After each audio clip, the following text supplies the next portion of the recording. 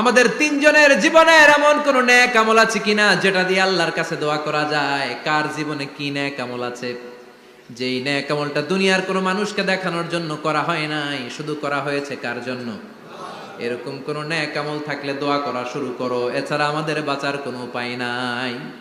একজন দোয়া করা শুরু করলো, হাদিসে লম্বা একটা হাদিস, আমি সরল বঙ্গানুবাদ শোনাচ্ছি। একজন দোয়া করা শুরু করলো, একজন বলতে শুরু করলো, আল্লাহুম্মা কানা লি আবাওয়ান শাইখান কাবীরান, ও আল্লাহ, আমার বৃদ্ধ বৃদ্ধা মা বাবা ছিল, আমি পেশায় ছিলাম রাখাল, প্রতিদিন রাখালগিরি করার পরে ছাগলের দুধ দহন করার পরে যখন বাসায় ফিরে আসতাম, সবার আগে আমি আমার আব্বা আম্মারে দুধ খাওয়াতাম।